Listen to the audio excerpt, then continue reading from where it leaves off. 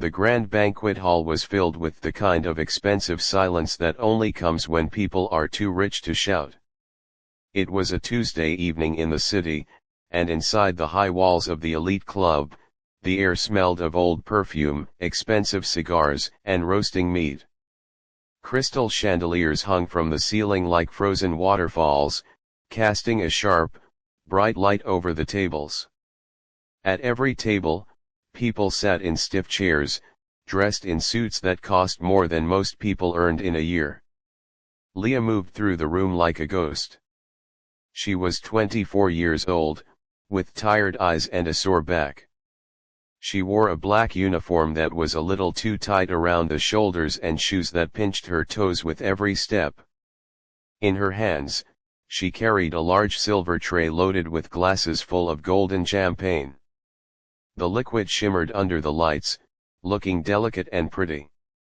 To the people sitting at the tables, the champagne was just a drink. To Leah, it was a danger. If she spilled one drop, her pay for the night would be gone, and she might even lose her job. She walked carefully, navigating the narrow paths between the tables. She had learned how to move without being seen, how to slide past an elbow just as it moved back, how to step over a handbag without tripping. It was a skill she had perfected over 2 long years of working at the club. She wasn't a guest here. She was part of the furniture, like the velvet curtains or the white tablecloths. "Excuse me," a man's voice said sharply. Leah stopped instantly. She didn't look up, she just kept her eyes lowered politely. "Yes, sir," she asked softly. "This water is warm," the man said, pushing the glass away. He didn't look at her. He was looking at his phone, scrolling through emails with a bored expression. "Get me some ice. And don't be slow about it." "Yes, sir." "Right away," Leah said. She took the glass, careful not to touch the rim where his lips had been, and turned back toward the kitchen. Her heart beat a little faster, a spike of annoyance rushing through her chest. She bit the inside of her cheek to stop herself from saying anything. She needed this job. The rent was due next week, and her bank account was empty. As she walked away from the table, she allowed herself a quick glance at the corner of the room. It was the only place in the hall that looked dark and quiet.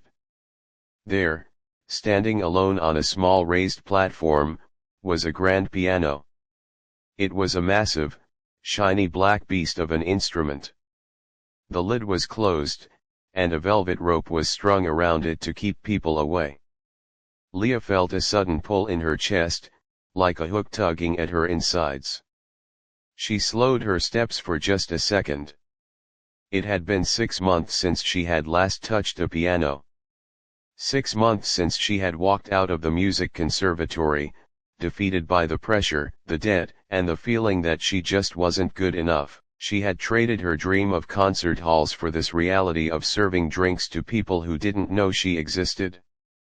She remembered how the keys used to feel under her fingers, cool, smooth, and responsive. She remembered the smell of the wood and the sound the pedals made when she pressed them down.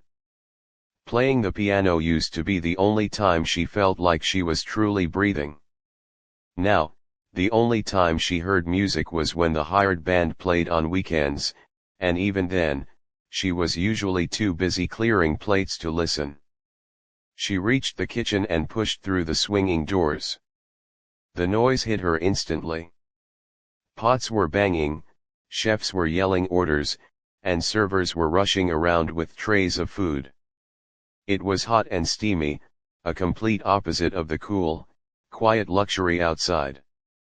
Leah went to the ice machine and scooped fresh cubes into the man's glass. She looked at her reflection in the metal surface of the machine. Her face looked pale. Dark circles hung under her eyes. She looked tired. "You okay?" Leah asked Sam, a cook who was plating appetizers. He wiped sweat from his forehead with a towel. I'm fine, Leah lied, forcing a smile. Just another night. Hang in there, Sam said kindly. Only 4 more hours. Leah nodded and picked up the glass of water.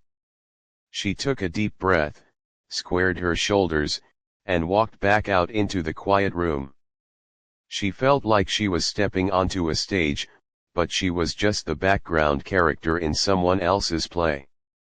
She returned to the man's table and placed the water down silently. He didn't say thank you.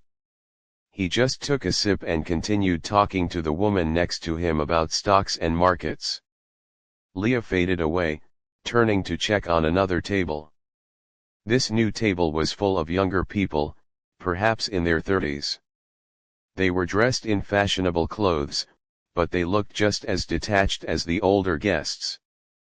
They were laughing loudly, but their eyes looked cold.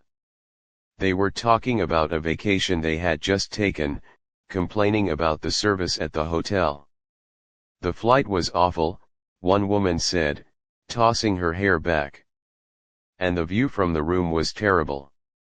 I will never go back there. Leah stood by the side, waiting for a pause in the conversation to ask if they needed anything. She felt a strange distance between herself and them. It wasn't just the money. It was the way they moved through the world, assuming that everything was arranged for their comfort. She wondered what it would be like to live like that, to never worry about the cost of a glass of water or the price of a pair of shoes. Suddenly, a loud noise came from the front of the room. Everyone turned to look. The manager of the club, a tall man with a perfect suit and a stern face, was standing near the entrance. He looked nervous. He was speaking into a headset, looking at his watch repeatedly. Leah moved closer, pretending to clean a nearby table so she could hear what was happening. What is going on? A guest asked the manager. I am very sorry, sir, the manager said, his voice tight with stress. There has been an accident on the highway. The jazz trio we hired for the night is stuck in traffic. They will not be here for at least an hour. A murmur of disappointment went through the room. The guests shifted in their seats. People didn't like it when the schedule changed. They didn't like unexpected pauses. The room felt awkward without the background music. The clinking of forks and spoons sounded too loud. The silence felt heavy. The manager looked around the room, his eyes darting from face to face. He looked terrified. He knew that these people were not used to waiting. They were used to being entertained. Leah looked from the manager to the piano in the corner. The instrument sat there, silent and imposing. The velvet rope glinted under the chandelier lights. Her hands began to sweat, not from the heat of the kitchen this time, but from a sudden, nervous energy. She looked around the room again. The guests were checking their phones. The mood was shifting from bored to annoyed. The manager was frantically talking to a waiter, probably trying to find a CD player or something to fill the silence. Leah's fingers twitched at her side. She knew what songs were played at these events. She knew the style: light, elegant, unobtrusive. She could play Chopin. She could play Einaudi. She could play songs that would make the room feel warm again. She looked at her hands. They were red and rough from carrying trays. She looked at her uniform. It was stained with a drop of gravy from earlier. She looked at the people, the ones who ignored her, the ones who treated her like she was invisible. For a moment, she felt a surge of anger. Why should she help them? Why should she provide the music when they treated her like a servant? Let them sit in the silence. Let them be bored. But then, she looked at the piano again. She saw the curve of the lid, the shine of the black wood. It wasn't about them. It was about the music. It was about the fact that in this room full of expensive things and empty talk, The piano was the only real thing. Her feet started moving before her mind could catch up. She took a step away from the table she was cleaning. Then another step. She wasn't holding a tray anymore. Her hands were empty at her sides. She walked toward the corner of the room, drawn by a force she hadn't felt in a long time. The guests didn't notice her. They never noticed her until she was right in front of them asking for an order. She walked past the table where the man was complaining about the warm water. She walked past the group of young people talking about their vacation. She walked toward the velvet rope. She reached the small platform. She stood in front of the piano, looking at it. It was huge. It smelled of lemon polish and dust. She reached out a hand, but she stopped just before touching the wood. "Can I help you?" a voice asked. Leah jumped. She turned around quickly. It was the manager. He looked stressed, and he did not look happy to see a waitress standing by the expensive instrument. He frowned at her, crossing his arms. "This area is off limits to staff," he said, his voice low so the guests wouldn't hear. "Go back to the floor, Leah. You have tables to clear." Leah looked at the manager, then back at the guests, and finally at the piano. She swallowed hard. Her throat felt dry. She knew she could get fired for this. She knew she could lose the only income she had. "I can play," she said. Her voice was shaky, barely above a whisper. The manager blinked. "What?" "I can play," she said, a little louder this time. She looked him in the eye. "I know the music you use. I can play for them. Until the band gets here." The manager stared at her like she had lost her mind. He looked at her uniform, her worn-out shoes, her tired face. He laughed, a short, humorless sound. "Leah, be serious," he snapped. "You are a waitress. Go serve." "I was a student at the conservatory," Leah said, the words rushing out now. She couldn't stop them. "I have played for bigger rooms than this. Just let me try. Look at them. They are bored. They are angry. Let me play for 10 minutes. If they don't like it, I will clean the kitchen floors for a month. I swear." The manager hesitated. He looked over his shoulder at the room. The noise level was dropping, and people were starting to leave their tables to find out what was happening with the music. He was running out of options. He was desperate. He looked back at Leah, really looking at her for the first time. He saw something in her eyes, a fire, a determination that wasn't there when she was taking orders. 10 minutes, he said slowly. If one person complains, you are out of here. You understand? Gone. Leah nodded. Her heart was hammering against her ribs like a trapped bird. I understand, she said. The manager reached out and unhooked the velvet rope. He gestured toward the bench. Don't embarrass me, Leah. She sat down on the bench. It was firm and comfortable. She placed her feet on the gold pedals. She lifted the lid of the piano. The smell of the instrument rushed over her, and for a second, she forgot about the room, the manager, the money, and the fear. She was just a girl and a piano. She placed her hands on the keys. They were cold.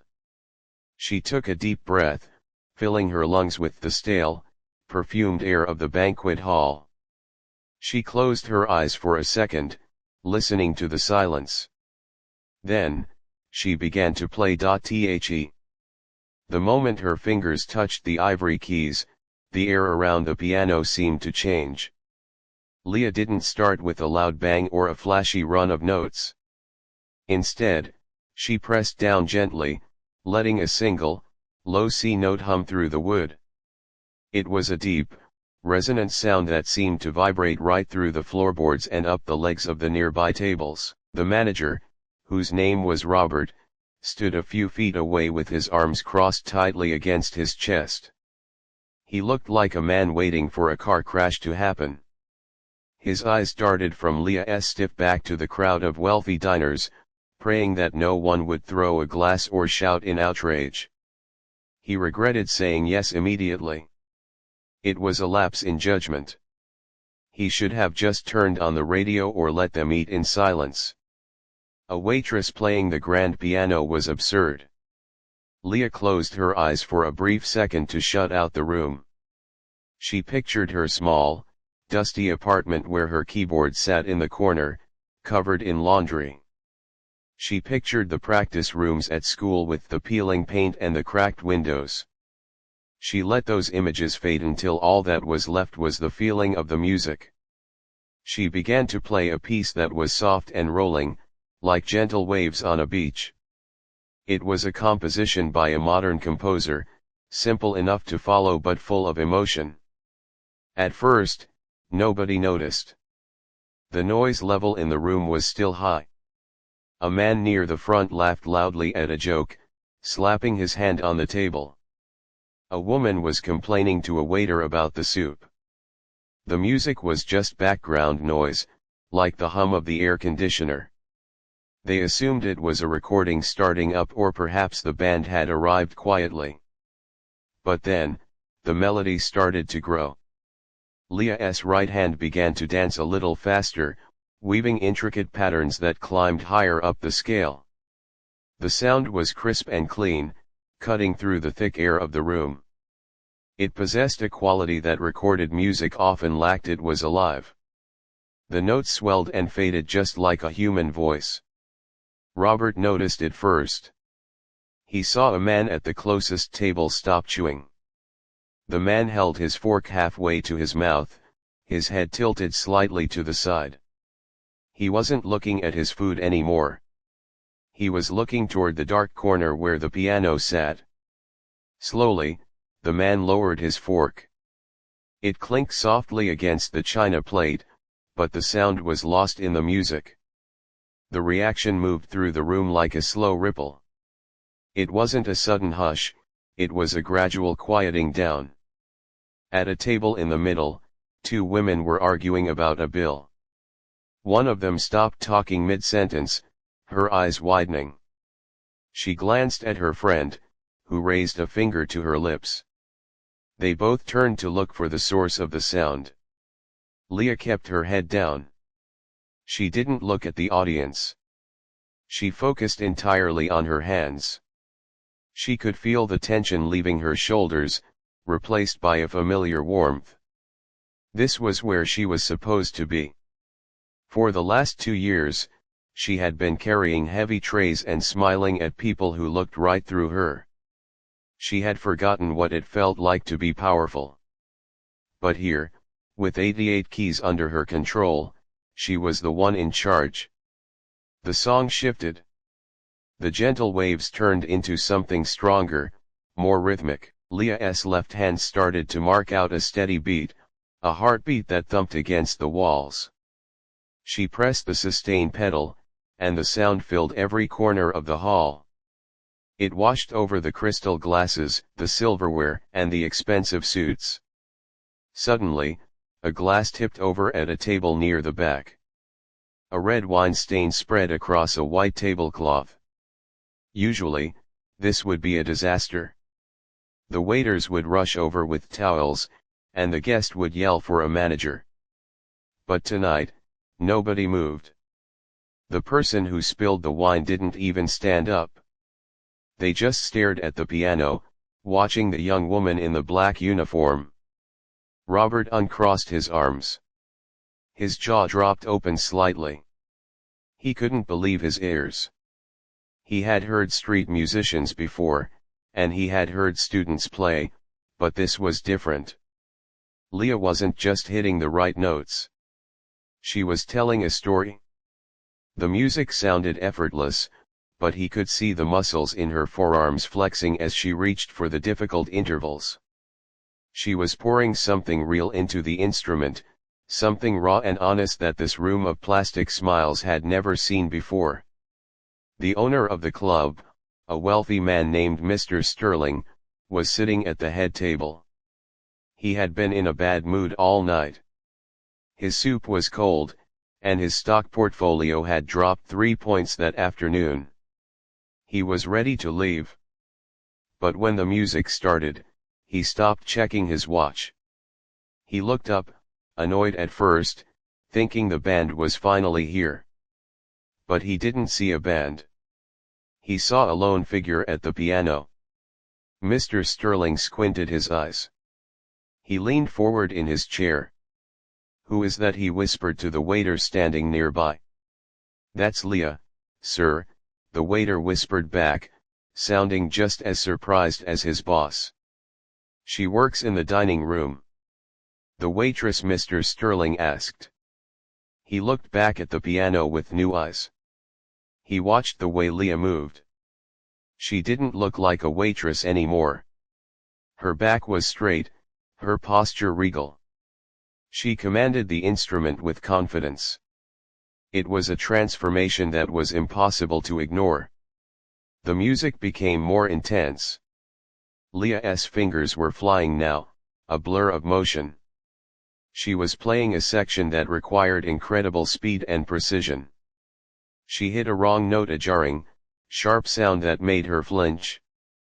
But she didn't stop. She didn't panic. She simply wove the wrong note into the next phrase, turning a mistake into a variation.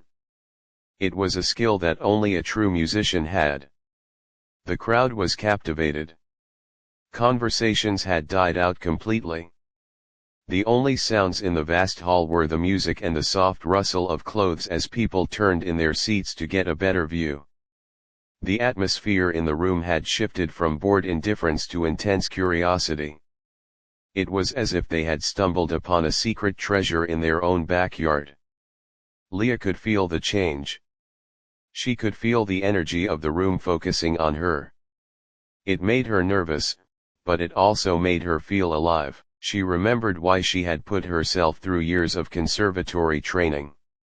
She remembered the long nights, the blisters on her fingers, and the loneliness of the practice room. She had done it because of moments like this. She had done it to make people feel something. She decided to take a risk. She transitioned from the modern piece into a classic melody that everyone would recognize, but she played it in a way they had never heard before. She slowed it down, stripping away the decoration until it was just the pure, naked melody. It was a song about loss and longing, a song that fit the dusty, tired feeling in her own heart. As she played the slow, haunting notes, she saw a woman near the front reach into her purse and pull out a handkerchief. The woman dabbed at her eyes, clearly moved by the sound. A man put his arm around his wife's shoulder, pulling her closer. The music was breaking down the walls that these people built around themselves. It was reaching past the money and the status, touching the humans underneath. Robert looked at Mr. Sterling. The owner was mesmerized. He had forgotten all about his cold soup and his stocks. He was staring at Leah with a look of pure fascination. The silence in the room wasn't empty anymore, it was heavy with emotion. Leah's hands were starting to ache a little. She wasn't used to playing for this long without a break, but she ignored the pain. She poured everything she had left into the final chorus. The music swelled, rising to a loud, triumphant crescendo that seemed to shake the chandeliers. She used her whole body, swaying slightly with the rhythm, lifting off the bench as she struck the final, powerful chords. When the last note faded away, she didn't lift her hands off the keys immediately. She let the vibration hang in the air. She sat there, breathing hard, her chest rising and falling. She was afraid to turn around. She was afraid that if she looked, the spell would break, and they would just see the waitress again. For 3 long seconds, there was absolute silence. It was so quiet that she could hear the ice melting in a glass nearby. She squeezed her eyes shut, waiting for the clap, or the laugh, or the shout. Then, it started. It wasn't just polite clapping. It was a roar.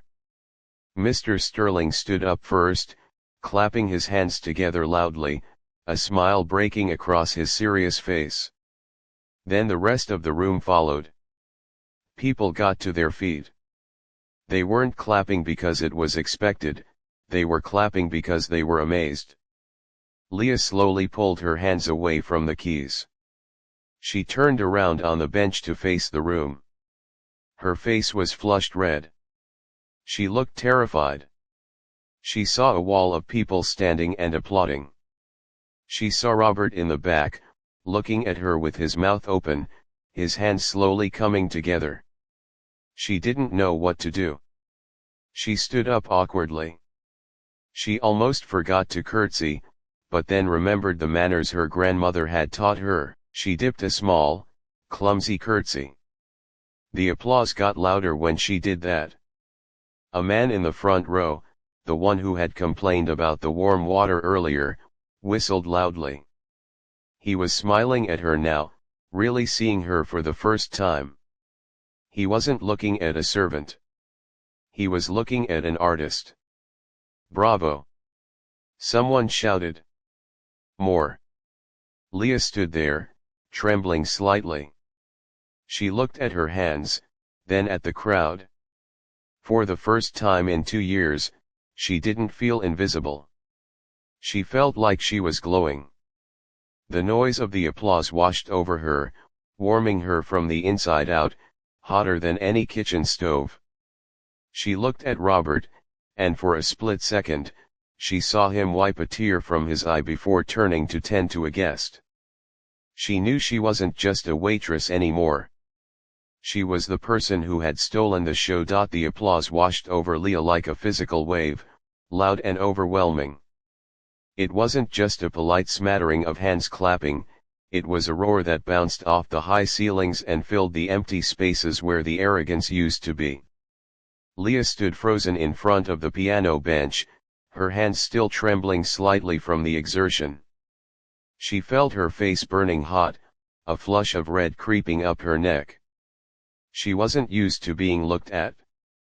Usually, her job required her to be invisible, to glide through the room without disturbing the guests. Now, every pair of eyes in the room was fixed directly on her.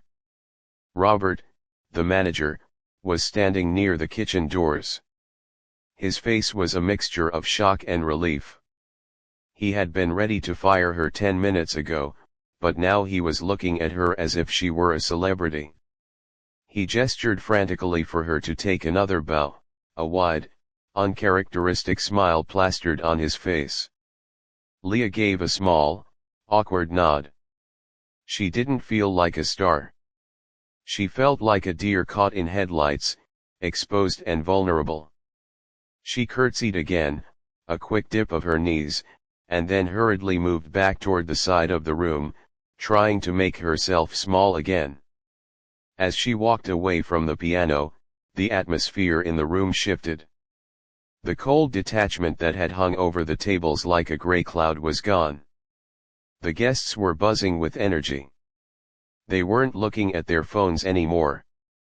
They were turning to each other, eyes wide, talking about the music. Leah could catch snippets of their conversations as she passed. "Did you see those hands? Incredible speed," a man in a tuxedo said to his wife. "I haven't heard that piece played with that much emotion since. I can't remember when," an older woman replied, fanning herself with a napkin. Leah kept her head down, navigating back to the station where she kept her water pitcher. Her heart was still beating fast, thumping against her ribs like a trapped bird. She reached the table where the silver tray sat. She picked up a clean cloth and began to wipe it, even though it was already spotless. She needed something to do with her hands. She needed to ground herself, to remind herself that she was still just Leah, the server, and not the musician they thought she was. "You," a deep voice called out. Leah froze. She turned slowly to see Mr. Sterling, the club owner, standing a few feet away. Up close, he looked even more imposing. He was a tall man with broad shoulders and silver hair combed back neatly. He had a presence that demanded attention, but right now, his expression wasn't angry. It was curious. He was looking at her the way a jeweler looks at a diamond, trying to figure out if it's real or fake. "Yes, Sir," Leah asked, her voice coming out smaller than she wanted it to. Mr. Sterling took a step closer. He looked at the black uniform, the sensible shoes, and then up to her face. He seemed puzzled, as if he was trying to solve a difficult math equation. "That was quite a performance," he said. His voice was calm but carried a weight of authority. "Robert told me you work here. You serve the food." "Yes, sir," Leah replied, clutching the cleaning cloth tightly in her fist. "I have been working here for 2 years. 2 years, Mr. Sterling repeated slowly. "And all this time, you were hiding that talent in my corner. Why didn't you say something? We could have used you for the galas, the charity events." Leah looked down at her shoes. She felt a sudden surge of defensiveness, but she pushed it down. "I just needed a job, sir. Playing didn't pay the bills." "And serving does?" he asked. It wasn't a mean question, it sounded like genuine curiosity. He gestured around the room. "You belong on that stage, girl. Not carrying trays. What is your name?" "Leah," she said. "Well, Leah," Mr. Sterling said, nodding thoughtfully. "You have saved my evening. The jazz trio is still stuck in traffic, and my guests were getting restless. You have turned a disaster into a memorable night. You should be proud." "Thank you, sir," she whispered. "Come with me," he commanded gently.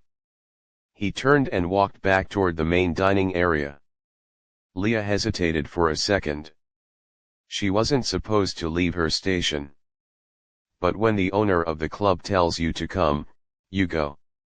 She followed him, her legs feeling weak. They stopped at a large round table near the front. The people sitting there were the most important guests of the night, a mix of local politicians, business leaders, and a famous actor who was in town for a movie shoot. They all stopped talking as Mr. Sterling approached with Leah in tow. "Everyone," Mr. Sterling announced, raising his glass slightly. "This is Leah. She is the young lady who just provided us with that beautiful entertainment." The table erupted in smiles.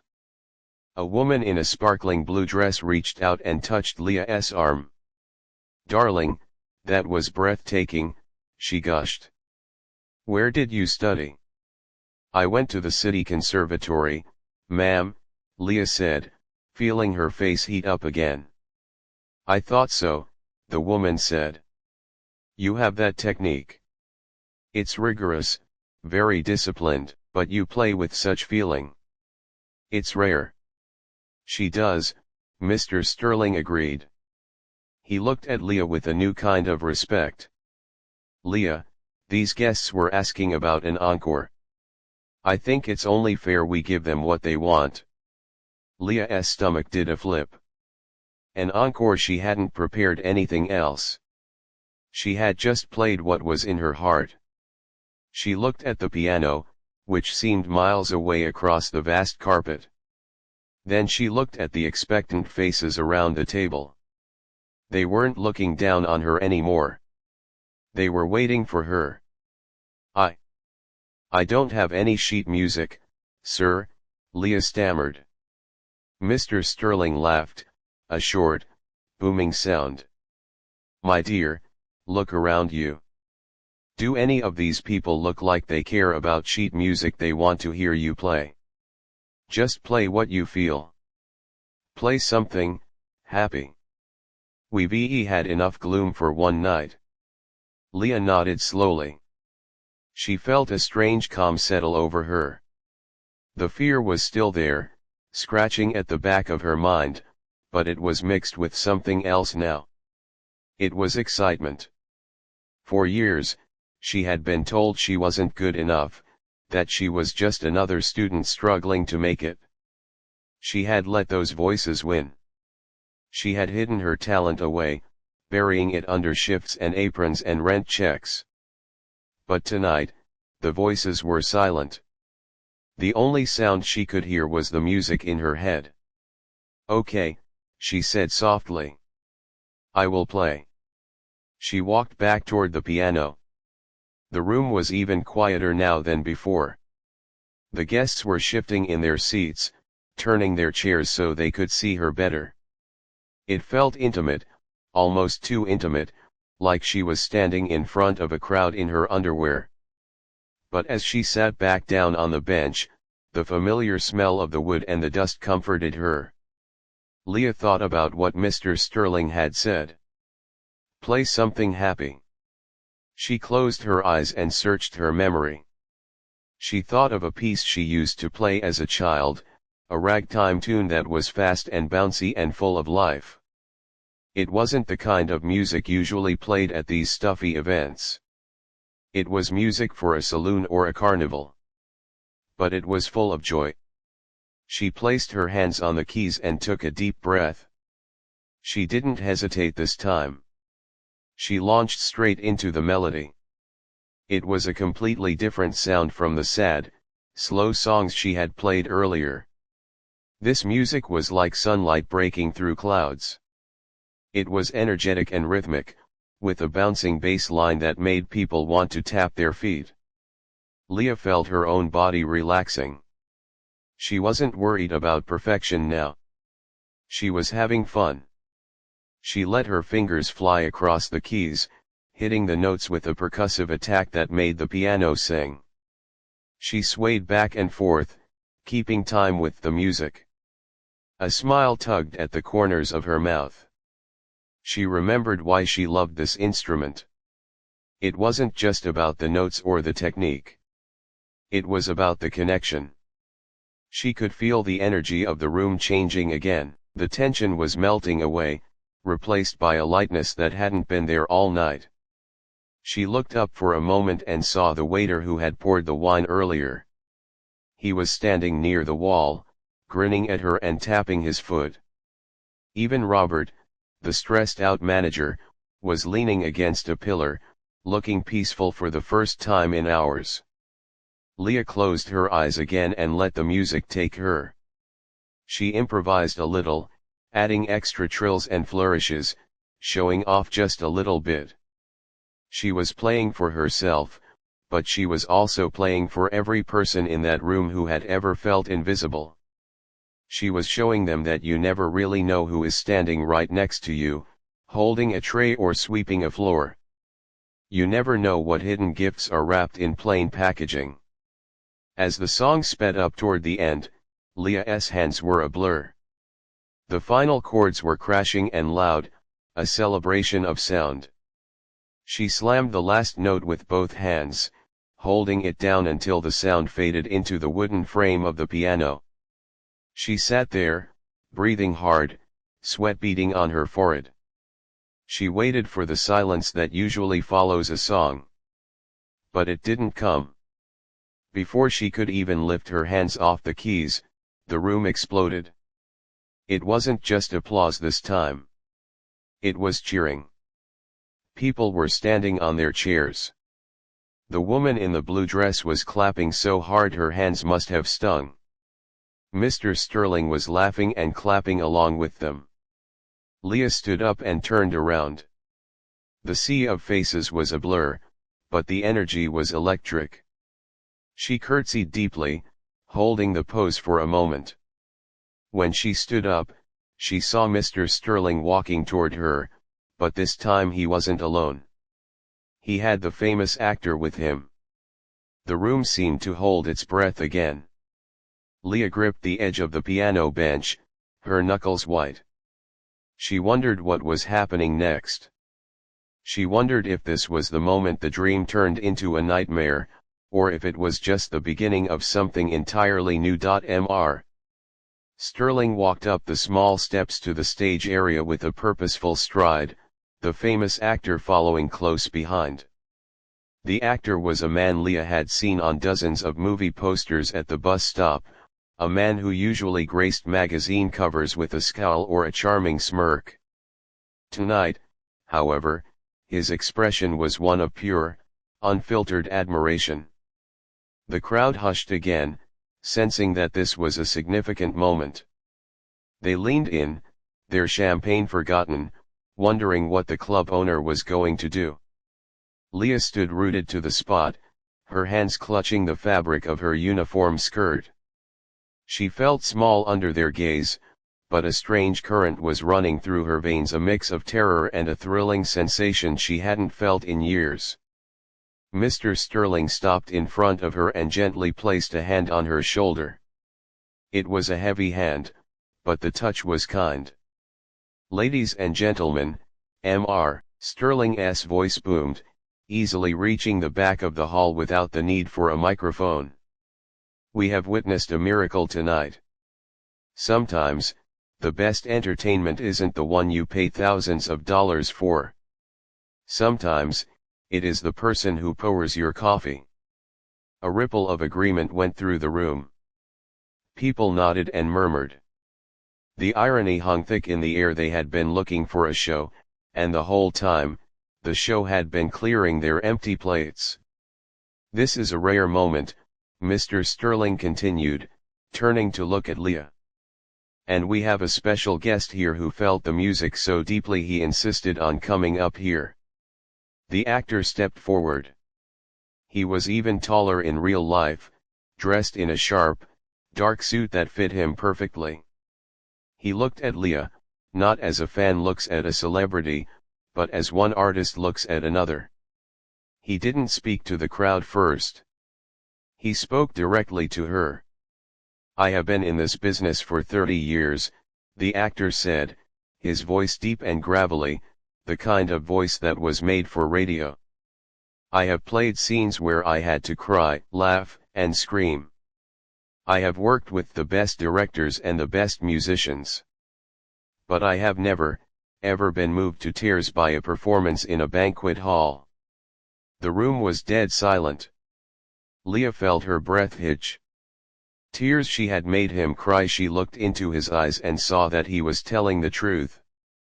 He looked genuinely shaken. "You play with the soul of an old woman who has seen everything," the actor said softly, offering her a warm smile. "And the hands of a young woman who still has hope. That balance, it is magic." Leah didn't know what to say. "Thank you," she whispered, her voice barely audible. "I want to give you something," the actor said. He reached into the inside pocket of his jacket. The room watched, transfixed. Leah expected him to pull out money. That was what people did, wasn't it? They tipped. They paid for the service. But instead, he pulled out a small, leather-bound notebook. He opened it to a page that had been marked with a ribbon. "This is the personal number of my agent," he said, tearing the page out neatly. "He handles people who have real talent, not just people who look good on camera. You call him tomorrow. Tell him I told you to call." He pressed the paper into her hand. Leah looked down at the slip of paper. It was crinkled slightly, and the handwriting was scrawled in blue ink. It felt like holding a winning lottery ticket, but heavier. It felt like responsibility. I don't know what to say," Leah stammered, looking up at him. "Just say you will play for us again sometime," the actor said. "She will," Mr. Sterling interjected, a broad smile splitting his face. In fact, she won't be clearing tables anymore. Leah, starting tomorrow, you are the head entertainer for the weekend dinners. We will discuss the salary, but I assure you, it will be significantly more than what you make carrying trays. The crowd erupted into applause again. It wasn't just polite clapping this time, it was a wave of approval. They felt good about this. They felt like they were part of a fairy tale, like they had discovered a diamond in the rough. Leah looked out at them. She saw the man who had complained about the warm water clapping enthusiastically. She saw the woman who had spilled her wine wiping a tear from her eye with a silk handkerchief. It was overwhelming. Leah felt a sudden rush of dizziness. She put a hand on the piano to steady herself. The actor noticed her swaying and reached out, steadying her arm with a firm grip. "Easy there," he said quietly. "It's a lot to take in." I need a minute," Leah said. "Please." "Excuse me." She slipped away from them, moving quickly off the platform and heading toward the kitchen doors. She didn't run, but she walked fast, dodging waiters who were trying to congratulate her. She burst through the swinging doors into the chaotic heat of the kitchen. The noise hit her like a wall. The clanging of pots, the shouting of chefs, the slamming of oven doors. It was a stark contrast to the hushed elegance of the dining room. But tonight, it felt like a sanctuary. It felt real. Leah walked past the prep stations, past the giant stacks of dirty plates, and found a quiet corner near the back exit. She leaned against the cold metal wall and slid down until she was sitting on the floor, hiding behind a rack of industrial-sized canned tomatoes. She looked at the slip of paper in her hand. The agent's name was scribbled there, Arthur Vance. Below it was a phone number. It was just ink on paper, but it felt like it weighed a ton. Was this really happening? Just an hour ago, she was worried about paying her electric bill. She was worried about the pain in her feet and the rude customers. Now, she was holding a ticket to a different life. Tears finally spilled over, hot and fast. She didn't try to stop them. She buried her face in her hands and let herself cry. She cried for the 2 years she had spent feeling invisible. She cried for the girl who used to play piano in her grandmother's living room, dreaming of concert halls. She cried because she was exhausted, and the weight of the evening was finally crashing down on her. She heard footsteps approaching. She quickly tried to wipe her eyes, embarrassed to be seen crying on the floor. It was Sam, the cook. He was holding a tray with a slice of chocolate cake on it. He looked down at her, his expression soft. "Rough night?" Sam asked gently, setting the cake down on the floor next to her. "The opposite," Leah choked out, laughing through her tears. "It was the best night. And the scariest." "I heard," Sam said, leaning against the shelf next to her. "Whole kitchen is talking about it. We could hear the music through the service door." "It was beautiful, Leah." "Really?" He looked at the tear-stained paper she was clutching. "What's that?" "An agent's number," Leah said, her voice trembling. "From the actor. He told me to call." Sam let out a low whistle. "Wow. That's big. I don't know if I can do it, Sam," Leah admitted, her voice dropping to a whisper. "I'm just a waitress. What if I go there and I'm not good enough? What if that was just a fluke?" Sam shook his head. "Leah, I've seen you work. You're the hardest working person we have. You never complain, even when the customers are jerks. You have grit. Talent is one thing, but you have the grit to make it work. Don't let the fear stop you now." He nudged the chocolate cake toward her with his foot. Eat this.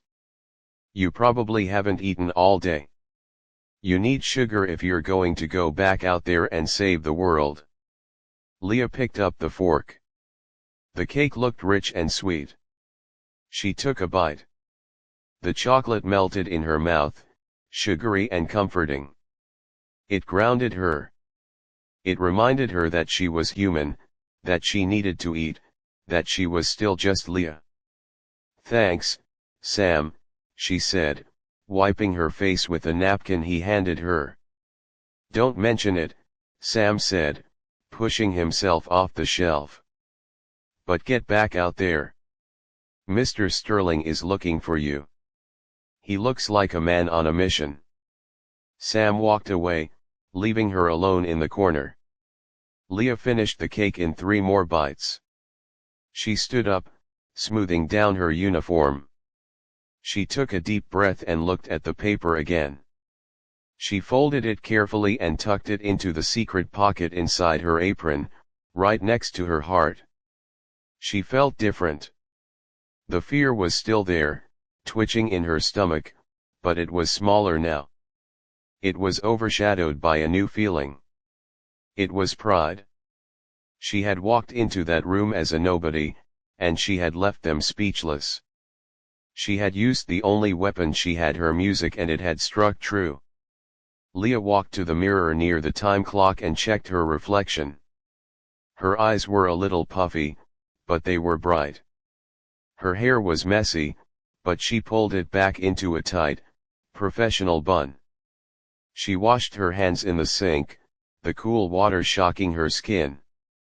She wasn't just a waitress anymore. That girl was gone. She was still Leah, and she still had bills to pay, but she was also a pianist. She was a performer. And she was ready to go back out there and face whatever came next. She pushed the kitchen door open and stepped back into the hall, the applause of the phantom crowd still ringing in her ears. Leah pushed through the swinging doors and stepped back into the banquet hall. The atmosphere had shifted completely. The cold, stiff air that usually filled the room was gone, replaced by a warm, buzzing energy. It felt less like a business function and more like a family gathering where something wonderful had just happened. As she walked toward the center of the room, heads turned.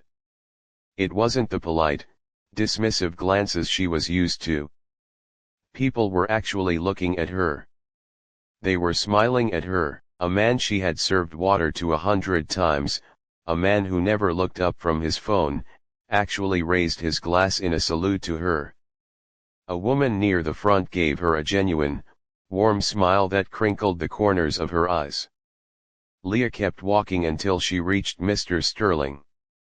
He was standing by the head table, surrounded by a small group of guests who were hanging on his every word. When he saw her, the group parted to let her through. "There she is," Mr. Sterling said, his voice booming with affection. "The star of the evening." Leah felt her face heat up.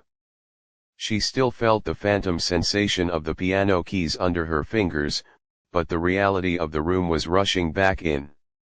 "I am sorry for stepping away, sir," she said softly. "I just needed a moment." "Nonsense," Mr. Sterling waved his hand dismissively. "You deserved a break. In fact, I was just telling these fine people that you are done for the night. No more clearing tables." "Robert." The manager hurried over, looking less stressed than he had all night. "Yes, sir." "Take Leah's tray. She is off the clock. Go sit down, have a drink, enjoy the rest of the party," Mr. Sterling commanded. Robert looked at Leah, and for the first time, she saw a spark of genuine respect in his eyes. He nodded. "You heard the boss. Give me the apron." "You've earned it." Leah untied the strings of her black apron and handed it to Robert. It felt strange to take it off. She felt lighter, like she had shed a heavy coat. Underneath, she was wearing her crisp white button-down shirt and black slacks.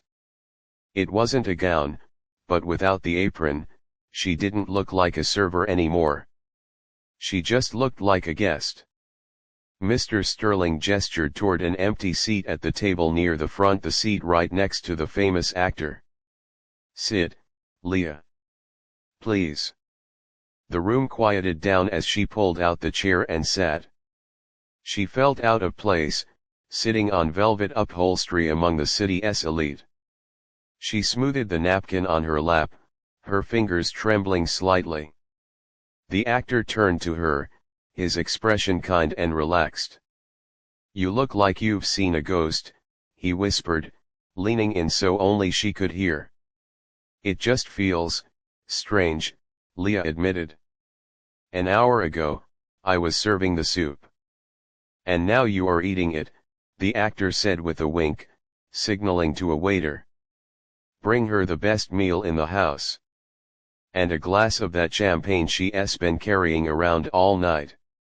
Leah felt a lump form in her throat. She looked around the table.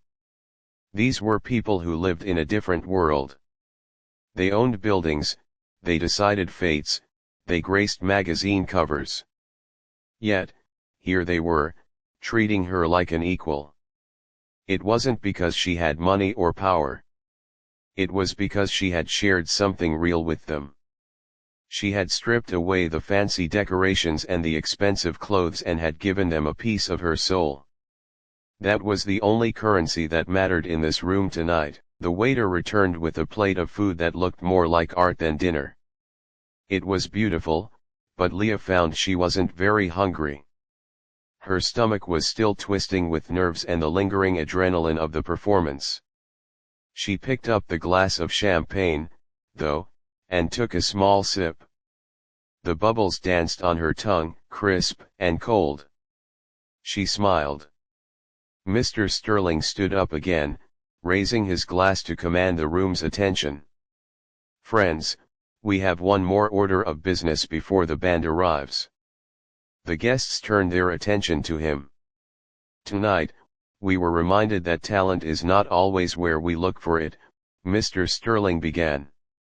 "It is often hidden in the most unexpected places. We are lucky to have witnessed a moment of pure magic." To Leah, the young lady who reminded us what music is supposed to sound like to Leah. To Leah. The room roared back in unison. Everyone raised their glasses. The actor clinked his glass gently against Leah's. "You did good, kid." Leah took another sip of her drink, hiding her trembling hands behind the glass. She looked past the table, past the sparkling chandeliers, to the dark corner where the piano sat silent again. It looked lonely over there, waiting for the next pair of hands. She thought about the slip of paper burning a hole in her pocket. Arthur Vance. The agent. It was a door that had been cracked open, just a little bit. She knew that tomorrow she would have to make the call. She would have to face the fear of rejection again. She would have to prove that tonight wasn't just a fluke. But looking around this room, seeing the genuine emotion on the faces of these strangers, she knew she had something worth fighting for. She realized that she wasn't the invisible girl anymore. She had been seen. She had been heard. And once you are truly heard, you can never go back to being silent. The rest of the evening passed in a blur.